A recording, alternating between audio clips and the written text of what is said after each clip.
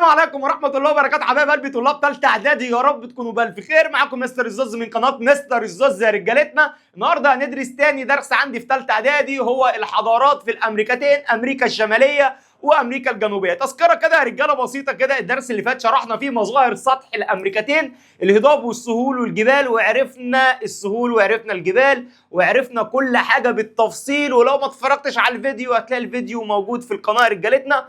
وده تاني درس معانا النهارده. يلا ليتس جو. الحضارات القديمه في الامريكتين، حضاره الانكا وحضاره المايا. يبقى انا النهارده يا رجالتنا هندرس درس جديد وهنتكلم فيه عن الحضارات اللي موجوده في قاره امريكا الشماليه وامريكا الجنوبيه، وهم حضارتين معروفين كويس جدا اسمها الانكا والمايا. ليتس جو حبايب قلبي، يلا بينا صلي بينا على الرسول كده ونبدا الدرس بتاعنا، وهو حضاره البت مايا وحضاره البت انكا التنكا. يلا يا رجالتنا، بيقول الحضارات القديمه في الامريكتين. الحضارات القديمه فين؟ في الامريكتين. قبل يا صديقي ما هتكلم على الحضارات ديت، عايزك تركز معايا في كل كلمه هقولها، لاني في نص الفيديو كده في الدقيقه ال20 كده شوفها كده. حلو الكلام، ركز كده معايا حبيب قلبي. بيقول لي يا عم الزوز، الدرس النهارده خلال شرحي انت هتفتكر حاجات كنت بتاخدها زمان. انا النهارده هتكلم على حضاره انكا ومايا. يا مستر ده ما خدناش ولا انكا ولا مايا قبل كده. اقول لك لا،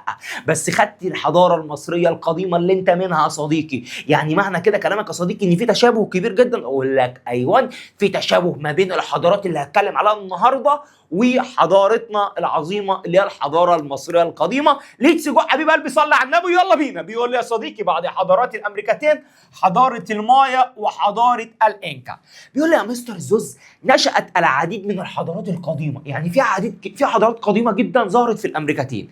الكلام ده امتى؟ قبل وصول الاوروبيين بعده قرون. يعني قبل ما الاوروبيين اصلا يوصلوا، قبل وصول الاوروبيين بعده قرون في بيئات طبيعيه. طب هل في نتيجه هتترتب على كده؟ قال لي اه يا مستر، هيبقى في تنوع في الانشطه الاقتصاديه. هيبقى في تنوع في الانشطه الاقتصاديه، واللايف ستايل بتاع الحياه برضه هيبقى في تنوع فيه. ما هو طالما في نشاط اقتصادي متنوع يبقى في لايف ستايل مختلف ومتنوع. يلا بينا حبيب قلبي، تعال نشوف الحضارات البت مايا والبت انكا التنكا. انا مدلعهم كده، مايا وانكا التنكا. يلا نشوف يا حبيب قلبي. اول حضاره عندي هي حضاره البت مايا. طب حضاره البت مايا دي يا زوز موجوده فين؟ قال لي موجوده في اقصى جنوب امريكا الشماليه. موجوده في الجزئيه دي، اقصى جنوب امريكا الشماليه. يبقى حضاره البت مايا موجوده فين؟ اقصى جنوب امريكا الشماليه. اقصى جنوب امريكا يا رجاله الشماليه. طب حضاره البت انكا التنكا اللي بتتنك على الفاضي والمليان دي موجوده فين؟ في امريكا الجنوبيه. موجوده فين يا اخواتي؟ امريكا الجنوبيه. يبقى حضاره البت مايا امريكا الشماليه. طب البت انكا التنكا امريكا الجنوبيه. يلا حبيب قلبي ركز كده معايا. طب يا عم الزوز، احنا في كل حضاره هندرس ايه؟ هتدرس حاجات كتير جدا. اول حاجه الحياه السياسيه، الحياه الاقتصاديه، الحياه الدينيه، الحياه الثقافيه والعلميه، العماره والفنون. يبقى انت في كل حضاره هندرسها هم حضارتين، كل حضاره هتعرف فيهم الكلام دوت. يلا حبيب قلبي وصلي على النبي وليتس جو مع بعض. بيقول لي اول حاجه هعرفها هي الحياه السياسيه لحضاره البت مايا. زوز، هي الحياه السياسيه كانت عامله ازاي؟ بيقول لي يا صديقي ان حضاره مايا ده يا صديقي كانت عباره عن عده دول مستقله. يعني كل دوله مستقله بذاتها. اهو ادي دوله، ادي دوله، ادي دوله، ادي دوله، ادي دوله. دوله مستقله. لكل دوله منهم يا عم الزوز، لكل دوله منهم جيش. اوبس القلم وقع، ينفع كده؟ لكل دوله يا رجاله جيش. ادي جيش، ادي جيش، جيش جيش جيش. لكل دوله حاكم حاكم حاكم حاكم حاكم. حلو، يبقى هي كل دوله لوحدها. كل دوله لوحدها. بس خد بالك بقى، كل دوله لوحدها. حد غريب يجي يفكر انه يستولى عليهم يقول لك لا، انا وابن عمي على الغريب. تبقى الدول المستقله دي كلها في دوله واحده ضد الغريب اللي جاي عليهم. يبقى هم دول مستقله بس بيتجمعوا عند الحاجه. لو في حوار كده او في عركه احنا بنجهز ليها يابا، وبنبقى اتحاد، والاتحاد قوه. صح كده يا رجاله؟ يبقى تكونت من عدد من المدن المستقله، وكانت تتحالف فيما بينهما عند الحاجه. جايه معاك في عركه؟ طب انا هجمع الرجاله وجاي لك. وصلت؟ نفس الفكره بالظبط. هم دول مستقله، في عركه جايه عليهم، لا تعالوا كده يا باشا نبقى ايد واحده ونتكل على الله وايه ونكاتش اليوم. في مشكله يا رجاله؟ حلو الكلام. بيقول لي كان لكل مدينه ايه؟ كل مدينه ليه جيشها الخاص، الجيش بتاعها الخاص ليها. حلو الكلام. وملك يجمع بين السلطتين السياسيه والدينيه، وكان ينظر اليه باعتباره ممثل للاله على الارض. ايه ده يا زوز؟ قصدك الملك عندهم كان بيجمع بين السلطه الدينيه والسلطه السياسيه، يعني هو في الدين شغال وفي السياسه شغال؟ يعني معنى كده ان هو ليه قدسيه زي الاله؟ قال لي طب ده بيفكرك بمين؟ بيفكرك بالمصريين، ما هو فرعون كان كده، صح ولا لا؟ الحاكم المصري في الفتره دي كان كده، كان بيجمع بين السلطه الدينيه والسلطه السياسيه وبيبصوا له كانه ايه؟ اله. حلو الكلام. نظام الحكم اعتمد على الوراثه، يبقى نظام الحكم في مايا على ايه؟ الوراثه. يبقى نظام الحكم يا عم الزوز، نظام الحكم في حضاره المايا بقى قايم على ايه؟ قايم على الوراثه. في مشكله يا رجاله؟ يبقى نظام الحكم في حضاره مايا قايم على الوراثه. طب كان يساعد الملك؟ قال لي كان في ناس بتساعد الملك طبعا. ما هو الملك هيبقى هو مفيش منه اتنين هو اللي يعمل كل الاعمال؟ قال لك لا، في ناس فعلا ايه بتساعده. مين هم؟ النبلاء، الناس اللي امكاناتهم كويسه، الكهنه، كبار القاده العسكريين. يبقى مين اللي كان بيساعد الملك يا عم الزوز؟ النبلاء، الناس اللي عندهم مركز قوي وعندهم نفوذ، والكهنه اللي هم رجال مين؟ رجال الدين. الكهنه دول يا رجال اللي هم رجال ايه؟ الدين. وكبار القاده العسكريين، يبقى هم دول اللي بيساعدوا ايه؟ الملك. برافو عليك. تعال نشوف كده حبيب قلبي الحياه الاقتصاديه. يبقى انا كده يا زوز تعيد تاني على الحياه السياسيه كده سريعا. الحياه السياسيه كانت عباره عن عده ايه؟ دول مستقله، لكل دوله جيش بيحميها وحاكم ليها. طب عندي لو في اي حوار اي عركه بيتجمعوا مع بعض ايد واحده وهوب كاتش على العدو. طب يا زوز مين اللي بيحكمها؟ قال لي ايه؟ ملك. طيب الملك ده بيجمع بين سلطتين؟ قال لي السلطه الدينيه والسلطه السياسيه. كانت الناس بتنظره ان هو ايه؟ اله. طب كان في ناس بتساعده؟ قال لي من الناس النبلاء، الكهنه، كبار القضاء العسكريين. طيب نشوف الحياه الاقتصاديه يا حبيب قلبي. بيقول الحياه الاقتصاديه يبقى انا هتكلم على زراعه، صناعه، تجاره. يبقى زراعه، تجاره، صناعه. يبقى دي طالما اي حياه اقتصاديه في اي حته يبقى هتكلم على الثلاثه دول. قال لي الزراعه، قال لي اعتمدت حضاره المايا في البدايه على الزراعه المتنقله، ثم بعد كده بقت في زراعه مستقره. حلو الكلام. يعني قصدك ان الكلام ده يعني هم كان الاول عندهم حته ارض بيزرعوها. حلو الكلام. الارض دي باظت بقت بور، ارض بور، راحوا ارض تانية. يبقى دي اسمها ايه؟ زراعه متنقله من ارض الارض الارض الارض. حلو الكلام. ثم خالص في الاخر لقوا حته ارض محترمه كده، بقت دي زراعه ايه؟ مستقره. يبقى كانت حياتهم بدات من الزراعه المتنقله ثم الزراعه المستقره. هل في نتيجه ترتبت على ذلك؟ قال لي ادى الى ظهور القرى، بقى في انتشار اكبر، بقت المدن تكتر، بقت المدن تحاط باسوار ويتعملوا قرى. يبقى يا زوز ما النتائج المترتبه على بدايه شعب حضاره المايا من الزراعه المتنقله الى الزراعه المستقره؟ اللي ادى الى ظهور عده ايه؟ مدن. حلو الكلام. طب التجاره، قال لي يا عم الزوز زاد اهتمامهم بالتجاره فانشأوا طرق وسط الغابات. عملوا طرق في وسط الغابات وعملوا قنوات مائيه. ليه؟ قال لي لتسهيل التبادل التجاري. يبقى عشان ينشطوا التجاره عملوا ايه يا عم الزوز؟ عملوا طرق وسط الغابات. يبقى عملوا طرق فين؟ وسط الغابات. وعملوا ايه كمان؟ عملوا قنوات مائيه. ليه؟ عشان يسهلوا التبادل التجاري ما بين الدول. في مشكله؟ طب الصناعه، كانوا جامدين في الصناعه. قال لي مارسوا الحرف اليدويه زي الفخار والنسيج. يبقى رسموا الحرف اليدويه، مارسوها وتعاملوا بيها. عملوا ايه؟ الفخار والنسيج. النسيج ده اللي هو النسيج اليدوي، تمام يا رجاله؟ الحاجات اللي زي الهاند ميد. والفخار اللي هو زي القله، الطاجن، الحاجات دي كلها. يبقى تاني يا عم الزوز، الحياه الاقتصاديه لحضاره البت مايا زراعه، صناعه، تجاره. طب الزراعه بدات من زراعه متنقله الى زراعه مستقره. النتيجه المترتبه ظهور القرى. طب التجاره بدأوا ان هم يهتموا بايه؟ بالطرق. عملوا طرق وسط الغابات، عملوا قنوات مائيه. ليه؟ قال لي لتسهيل تبادل التجاري. عملوا صناعه، مارسوا ايه؟ مارسوا الصناعه اليدويه زي الفخار والنسيج. في مشكله؟ سهله جدا. طيب نصلي بينا على الرسول. اللهم صل وسلم وبارك على حبيبي محمد صلى الله عليه وسلم. نخش يا رجاله على الحياه الدينيه. قال لي يا صديقي تعددت الآلهة في حضارة المايا زي ما كانت في تعدد في الآلهة في الحضارة المصرية القديمة. اتسمت الحياة الدينية عند شعب المايا بتعدد الآلهة. حلو، يبقى شعب المايا كان عنده تعدد ايه في الآلهة. طب اديني دليل. قال لي حيث اعتقدوا ان لكل إله دور محدد في حياتهم اليومية. يعني هم كانوا مفكرين ان كل حاجة بيعملوها ليها إله، لكل حاجة إله. فاهمين حاجة؟ يبقى لكل حاجة ليها إله خاص بيها، مش إله للكل، لا هم كانوا معتقدين إن كل حاجة خاصة بإله معين. يبقى يا مستر حيث اعتقدوا إن لكل إله دور محدد في حياتهم اليومية. فمثلا كان لديهم إله للمطر، إله للشمس، إله للأرض.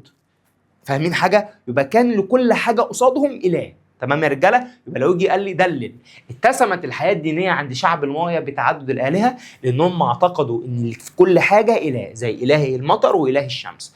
بيقول لي اماكن الدفن، طب كانوا بيدفنوا فين؟ قال لي يا صديقي نفس الفكره بتاعت المصريين القدماء لما كانوا بيعملوا مقابر على هيئه اهرامات، كانوا نفس الفكره بالظبط. حتى طرق الدفن كانوا بيدفنوا في الاهرامات وبيجيبوا الممتلكات الخاصه بالملك اللي مات او الشخص اللي مات ده يدفنوه معاه.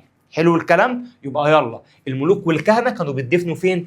عند وفاتهم كانوا يدفنون في اهرامات مع مجوهراتهم وادواتهم بما تفسر لاستخدامها في الحياه الاخرى. استنتج ايه؟ ان هم كده مؤمنين بايه؟ بالبعث والخلود، صح؟ اللي هي الحياه الاخرى. يبقى هو كده في تشابه ما بينه وما بين ايه؟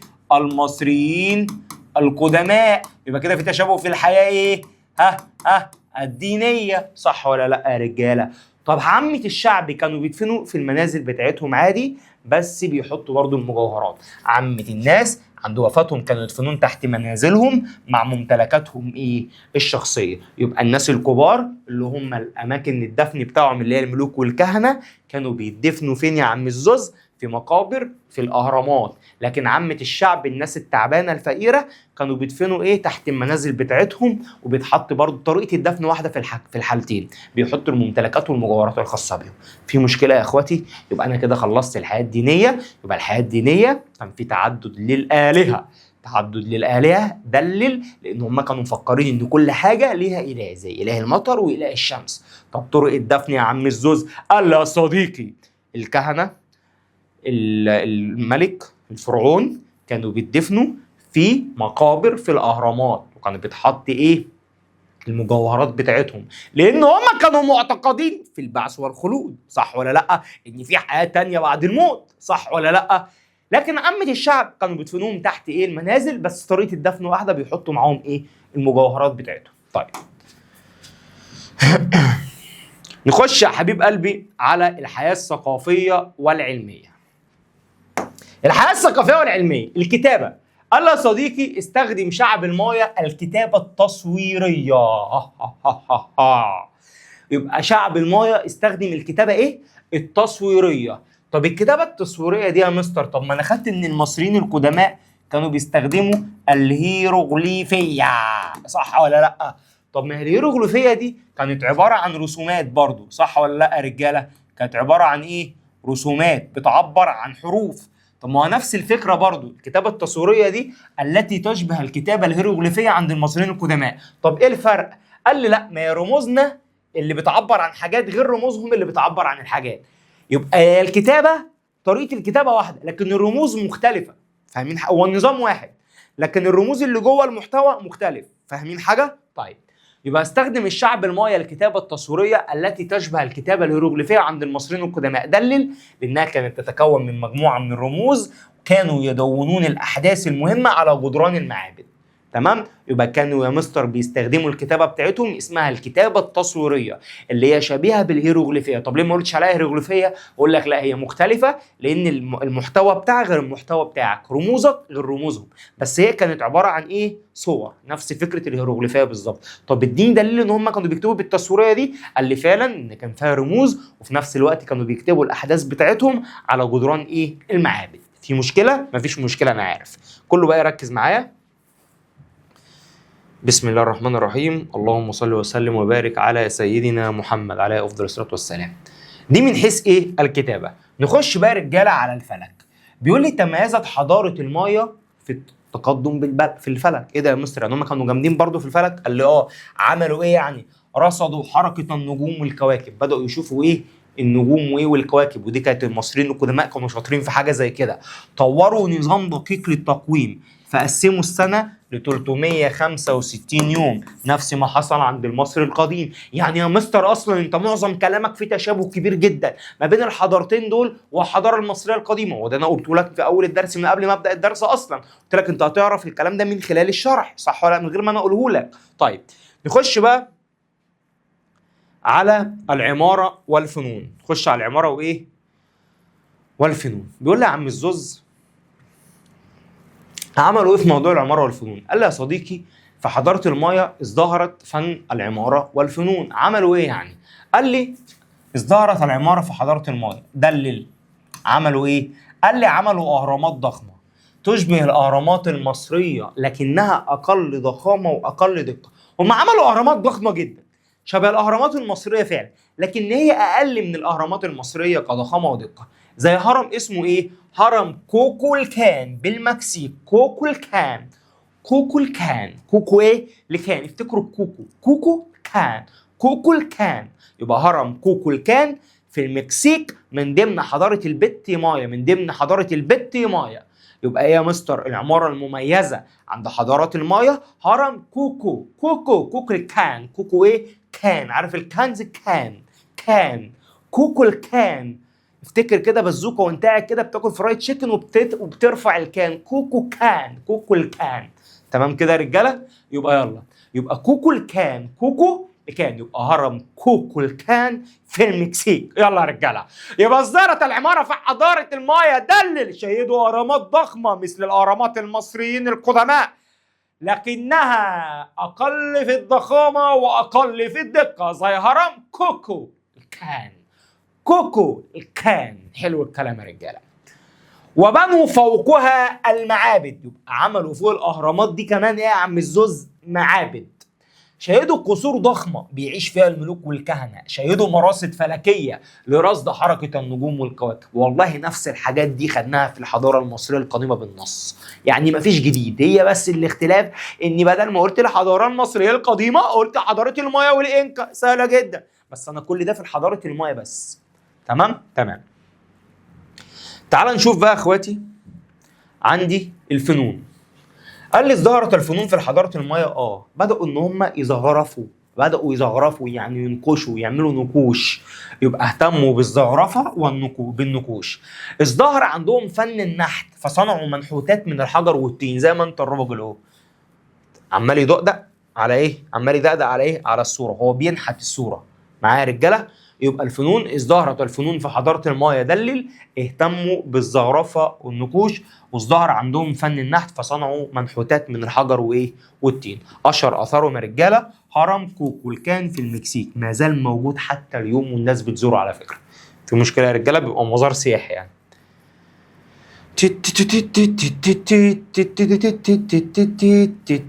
يبقى انا كده خلصت يا رجاله حضاره البت ايه؟ مايا. نخش يا حبايب قلبي بقى، كده انا اعمل لكم فيديو لكل درس حل كتاب الاضواء كامل، ما تقلقوش. يعني انا بعد الدرس ده هتلاقي فيه فيديو كامل اصلا لحل التدريبات معايا. هتلاقي فيديو كامل لحل تدريبات كتاب الاضواء، ما تقلقوش. كتاب الاضواء كده كله هنحله اصلا. تمام يا رجاله؟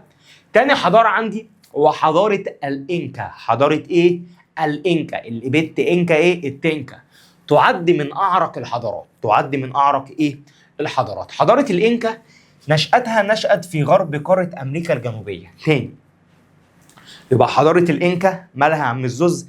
نشأت في غرب امريكا ايه؟ الجنوبيه، في الجزئيه دي كده عند جبال الانديز. فاكرين ولا مش فاكرين؟ طيب، ملامح حضاره الانكا هناخد فيها الحياه السياسيه والحياه الاقتصاديه والحياه الدينيه والحياه الثقافيه والعلميه والعماره والفنون. هندرس فيها الثلاث حاجات زي ما خدتها في حضاره ايه؟ البت مايا، القمر. صح كده يا رجاله؟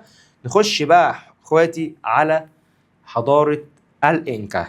نخش حبايب قلبي اول حاجه على الحياه السياسيه. بيقول لي نظام الحكم كان وراثي داخل الاسره الحاكمه، يبقى وضح اوجه الشبه ما بين حضاره الانكا وحضاره المايا. نظام الحكم وراثي يعني مش حوار، الاثنين كان نظامهم ايه؟ وراثي. اتسمت حضاره الانكا بنظام حكم مركزي قوي، بس خد بالك بقى الحكم بتاع البت انكا التنكا في امريكا الجنوبيه كان النظام بتاعها عصاري وقوي جدا. طب ايه النتيجه اللي ترتبط على كده؟ طالما في نظام كويس يبقى في استقرار، يبقى في توسع، يبقى في الاستقرار والتوسع، وجعلها اقوى الامبراطوريات في امريكا الجنوبيه.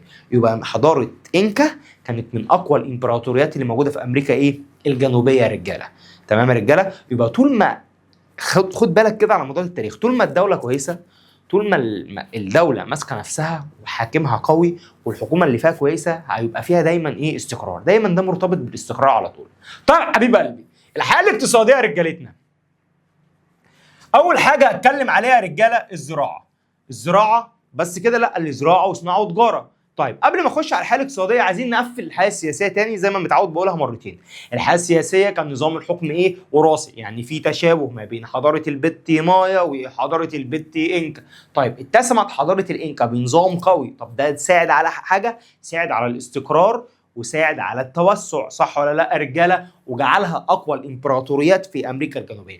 نخش حبيب قلب على الحياه الاقتصاديه، يبقى اتكلم على الزراعه، والزراعه دايما مرتبطه معاها بتربيه الحيوانات. في هنا امتلك شعب الانكا خبره كبيره في مجال الزراعه، فنجحوا في انتاج محاصيل متنوعه.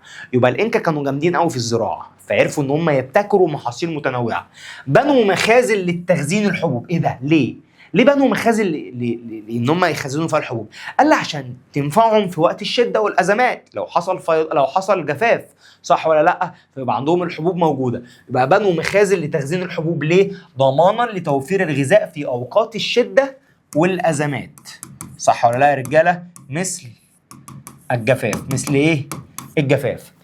تغلبوا على طبيعه بلادهم الجبليه. ايه ده؟ هم يا مستر انت قلت لي ان هم كانوا جامدين في الزراعه، وهنا بيقول لك الطبيعه بتاعتهم جبليه. ما انا قلت لك ان هم تغلبوا على الطبيعه دي. كانت الجبال يا رجاله عندهم، الجبال عندهم ليها مدرجات. الجبال ليها ايه؟ مدرجات. ادي مدرج، ادي مدرج، ادي مدرج. تمام؟ مدرجات. طب المدرجات دي بدأوا ان هم يعملوا بيها ايه؟ بدأوا يعملوا فيها زراعه. يبقى زراعه المدرجات، يبقى هم كده تغلبوا على الطبيعه الجبليه. ازاي؟ زرعوا ايه؟ المدرجات بتاعت الجبال. يبقى تغلبوا على طبيعه بلادهم الجبليه فبرعوا في زراعه المدرجات. تمام يا رجاله؟ شقوا القنوات لجلب المياه من المناطق المرتفعه الى الاراضي الزراعيه. اقاموا جسور معلقه مصنوعه من الياف النباتات لتسهيل التنقل. يبقى هم كانوا جامدين قوي، عرفوا يتصرفوا في حاجات كتير جدا. يبقى تاني يا رجاله، الزراعه بنوا مخازن لتخزين الحبوب. ليه؟ عشان تنفعهم في وقت الازمات والشده. تغلبوا على طبيعه بلادهم الجبليه. يجي يقول لي دلل. قام شعب الانكا بالتغلب على الطبيعه الجبليه. عملوا ايه؟ بداوا ان هم يزرعوا ايه؟ برافو، يزرعوا المدرجات بتاعت الجبال عشان يزرعوا اكتر. طيب شقوا قنوات لجلب الميه من المناطق المرتفعه عشان الميه دي توصل للارض ايه؟ الزراعيه. اقاموا جسور معلقه مصنوعه من الياف النباتات لتسهيل ايه؟ التنقل. طب ربوا حيوانات؟ قال لي بصوا يا رجاله، شفتوا الحيوان اللي قصاده ده؟ شبه الجمل شويه، بس الجمل فيه ايه؟ السنام ده، صح كده؟ ده ما فيهوش بقى. ده ايه؟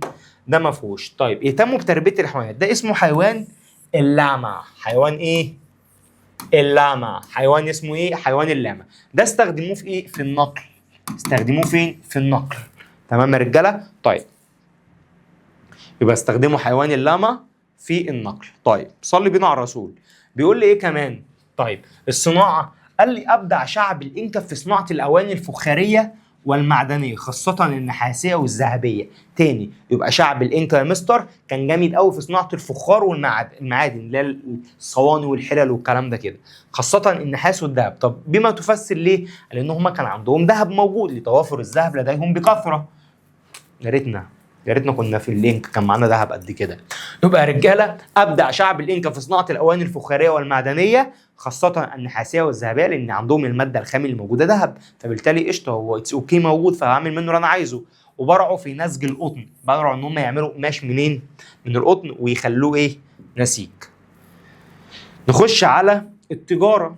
يلا يا حبيب قلبي، التجارة عملوا ايه؟ قال لي اعتمدوا في المعاملات التجارية على النظام المقايضة. ايه نظام المقايضة دوت؟ نظام المقايضة هو تبادل السلع بسلعة أخرى. يبقى ده اسمه نظام ايه؟ المقايضة، يعني هنبدل السلع بسلع أخرى.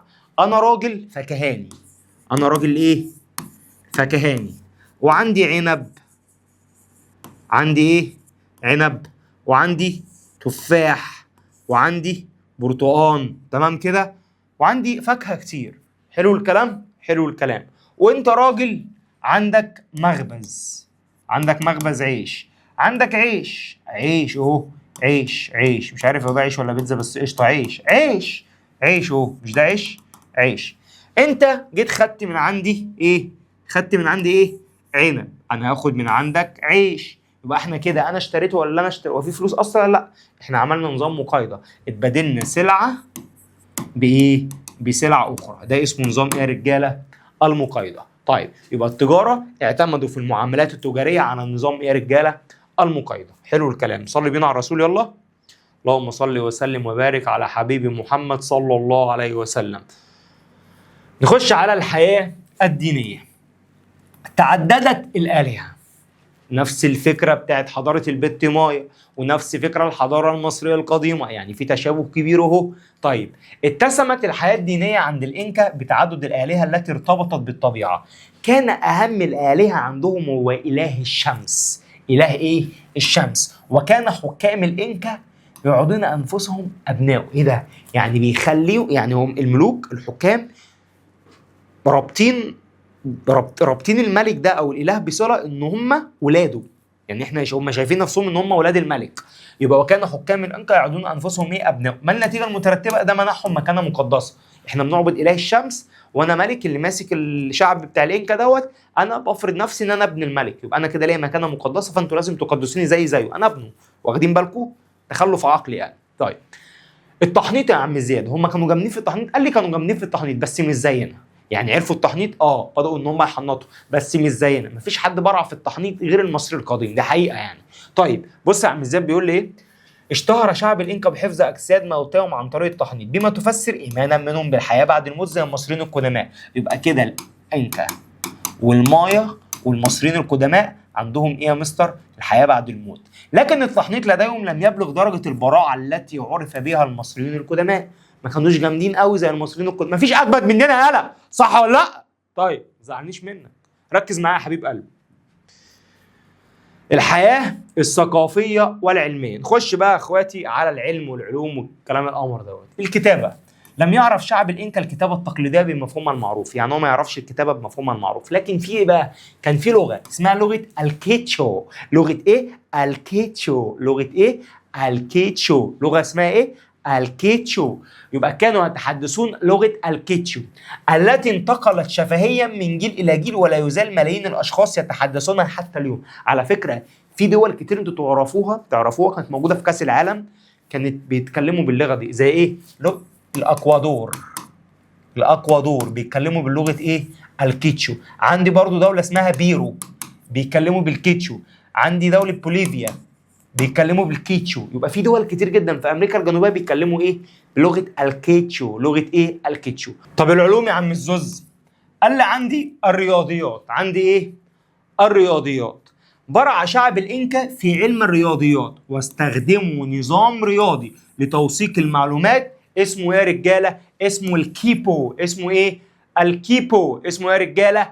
الكيبو. يبقى تاني، يبقى برع شعب الانكا في علم الرياضيات واستخدموا نظام اسمه ايه؟ الكيبو. ايه هو نظام الكيبو ده يا عم زياد؟ قال لي يا صديقي نظام الكيبو دوت عباره عن خيوط. عباره عن ايه؟ خيوط. يعني ما كانش عندهم ارقام زينا، لا هو بالترتيب. نفترض مثلا ان احنا بنعد من اليمين للشمال، ادي 1 2 3 4 5 6. يبقى كده يا عم الزوز انا عديت من خلال ايه؟ العقد اللي موجوده في الخيط دوت. يبقى ده نظام اسمه نظام الكيبو. اسمه نظام ايه يا رجاله؟ الكيبو. يبقى برع شعب الانكا في علم الرياضيات واستخدموا نظام رياضي لتوثيق المعلومات يعرف بايه؟ بالكيبو. حلو الكلام.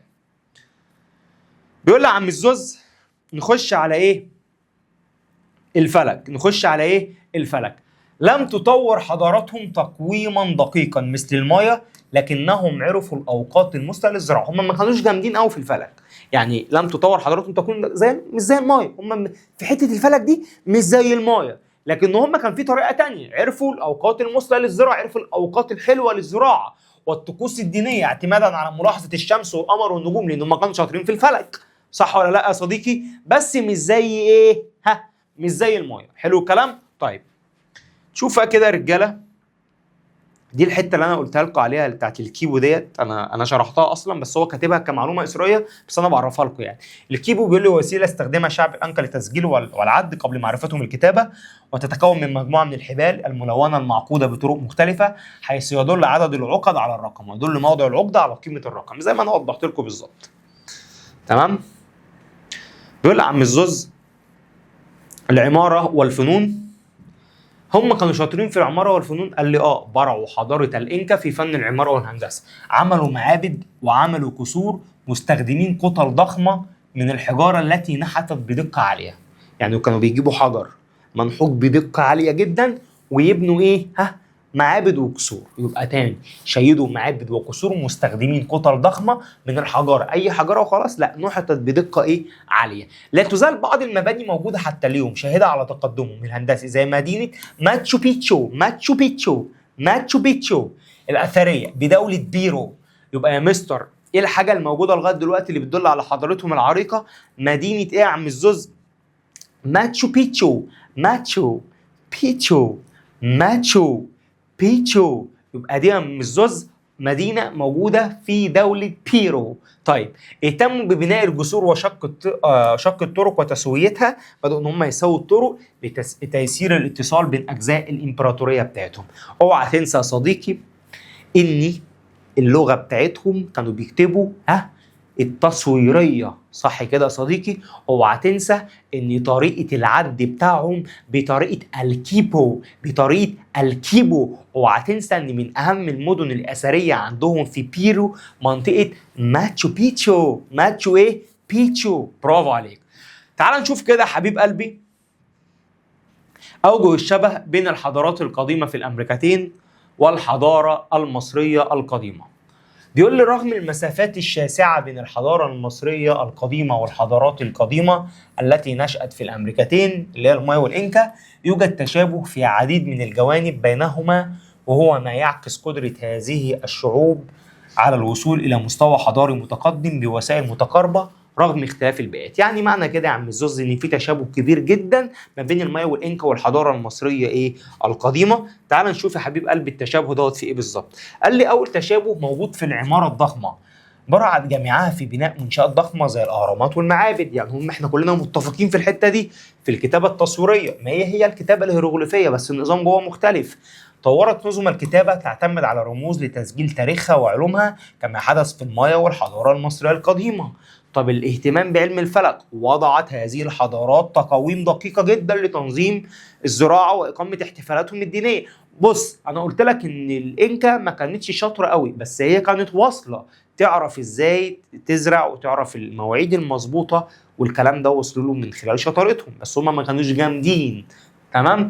المعتقدات الدينية، أمنوا بتعدد الآلهة المرتبطة بالطبيعة وتقديس الشمس، اعتبرت الحكام وسيطا بين السماء والأرض، امنوا بالبعث والخلود والاهتمام بالتحنيط كما في الحضاره المصريه وحضاره رجاله وحضاره انكا التنكا. في مشكله حبيب قلبي؟ انا كده خلصت حبيب قلبي الدرس الثاني منهج ثالثه اعدادي. انتظر حبيب قلبي شرح التدريبات ان شاء الله بتاع كتاب الاضواء كلها، الكتاب كله هينزل حل كامل. وما تنساش يا صديقي تعمل سبسكرايب للقناه وتفعل زر الجرس. السلام عليكم ورحمه الله وبركاته.